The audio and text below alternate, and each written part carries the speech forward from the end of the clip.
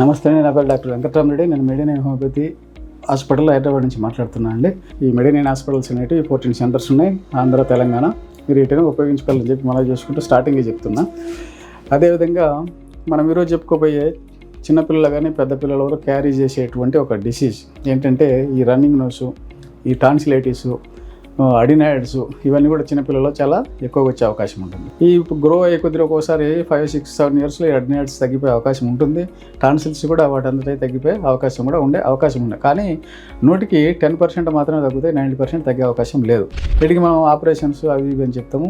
Doctors దగ్గరికి వెళ్తే వాళ్ళ మెడిసిన్ రాసేసి సరే తగ్గలేదా టాన్సిలైటిస్ అదే టాన్సిల్స్ ఆపరేషన్ చేద్దాం అది ఇది అంటారు.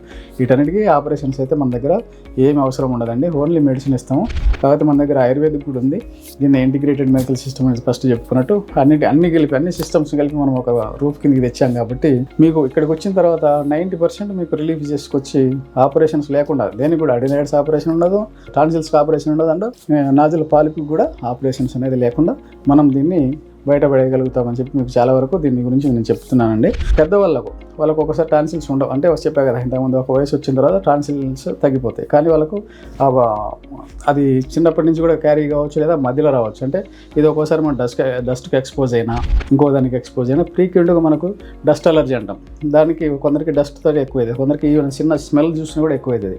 ఇదంతా ఏంటంటే మనకు ఒక్కోసారి అక్యూట్ బ్రాంకైటిస్ అని బ్రాంకియల్ ఇన్ఫెక్షన్ లాగా వచ్చేసి ఒక్కోసారి అప్పర్ రెస్పిరేటరీ ట్రాక్ట్ అంటాం, ఒక్కోసారి అది కిందికి కూడా పోయి లోవర్ రెస్పిరేటరీ ట్రాక్ట్ ఇన్ఫెక్షన్ అయ్యే అవకాశం ఉంటుంది. అది లంగ్స్ కూడా ఎఫెక్ట్ చేస్తుంది అన్నమాట. అప్పుడు ఇదేదైతే మనం చెప్తున్నామో అప్పుడు దగ్గు రావచ్చు, ఆయాసం రావచ్చు, ఇవన్నీ కూడా వచ్చే అవకాశం ఉంటుంది. మనం వేరే మెడికల్ సిస్టమ్లో ఏంటంటే ఒక ఇన్హేలర్ ఇంకోటి క్రానిక్గా, అంటే నేను చూసిన కేసులు ఏంటంటే 10, 15, 20 సంవత్సరాల నుంచి కూడా వాడిన వాళ్ళు మన దగ్గరికి వచ్చి నయం చేసుకొని వెళ్ళిపోతున్నారు. అంటే వాళ్ళు చిన్న ఈవెన్ చలికాలం అంటే ఓకే ఫఫ్లు వాడతారు, కార్టిజోన్స్ ఉంటాయి వాటిల్లో, సరే అదంతా వేరే విషయం, వాడాల్సిందే తప్పదు.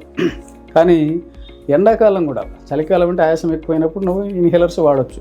కానీ ఎండాకాలం కూడా నువ్వు ఇన్హేలర్స్ వాడుతున్నావంటే ఈ సైకలాజికల్గా కూడా డిస్టర్బ్ అయిపోయి పడుకున్నప్పుడు రాత్రి ఒక అమ్మాయి అయితే నైట్ పడుకుంటే మెలకు వస్తే ఇన్హేలర్ వాడితేనే కానీ నాకు మళ్ళీ నిద్ర పట్టేస్తానండి. ఆయాసం ఉంటుంది, ఆయాసం ఏమి ఉండదు, కానీ అది భయం అనమాట. మాకు అది వాడితేనే నాకు నిద్ర పడుతుంది, లేకపోతే లేదు. అంటే ఎంత అడిక్ట్ అయిపోయారో పీపుల్స్ అనేది నేను చెప్పదలుచుకున్నాను అనమాట.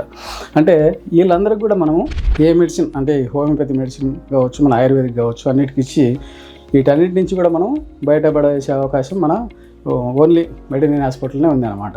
వీటికి కావాలంటే మీకు కొన్ని మెడికేషన్స్ చెప్తా, మీరు బయట తీసుకొని వాడుకున్నా కూడా సింపుల్గా తగ్గిపోయే అవకాశం ఉంటుంది. అట్లా కాకుండా అంటే క్రానిక్ కేసెస్ ఏమైనా ఉంటే మళ్ళీ డెఫినెట్గా మీరు డాక్టర్ని కన్సల్ట్ కావాల్సిందే. లంగ్స్లో ఏమైనా పార్ట్స్ ఏమైనా దెబ్బతిన్నాయి అంటే మనకు లెఫ్ట్ అండ్ రైట్ లంగ్స్ ఉంటాయండి. రైట్ లంగ్లో ఎన్ని లోబ్స్, ఈ లోబ్స్ అనేటివి ఉంటాయి. ఇవన్నీ కూడా ఏమైనా ఎఫెక్ట్ అయినాయా, వాటిల్లో ఇంకా ఏమైనా ప్రాబ్లం ఉందా, ఇవన్నీ కూడా ఎక్స్రేలో వాటిల్లో బయటపడితే వాటిని చూసుకొని మళ్ళీ డాక్టర్ అనేది ట్రీట్మెంట్ చేయాల్సిందే. అంటే మనం సింపుల్గా ఉండేదాన్ని మీకు అప్పుడు వచ్చిన దానికైతే వేసుకోవడానికి అనేది నేను చెప్తున్నా. ముక్కు మూసుకుపోయి తుమ్ములు వస్తుంటే మీకు లెమ్నా మైనర్ అనే 200 అనే ఒక మెడిసిన్ ఉంటుంది. ఉదయం సాయంత్రం మీకు ఒక 1 వీక్ నుంచి 10 డేస్ వేసుకుంటే చాలా వరకు రిలీఫ్ వస్తుందండి. ఎప్పుడన్నా మళ్ళీ ఫ్రీక్వెంట్గా రిపీట్ అవుతుంటే దాన్ని మీకు రిపీట్ చేసుకుంటూ ఉంటే తగ్గిపోయే అవకాశం ఉంటుంది. అలా కాక ఏదన్నా అంటే రన్నింగ్ నోస్ ఉండి, తలనొప్పి ఉండి, జ్వరం రావడం ఇవన్నీ అంటే మీరు దగ్గరలో ఉన్న డాక్టర్ని కన్సల్ట్ అయితే వీటి గురించి కూడా మీరు బయటపడే అవకాశం ఉంటుందండి. ఈ అవకాశాన్ని మీరైతే సద్వినియోగపరచుకోవాలని చెప్పి నేను మనవి చేసుకుంటూ సెలవు తీసుకుంటా. నమస్తే.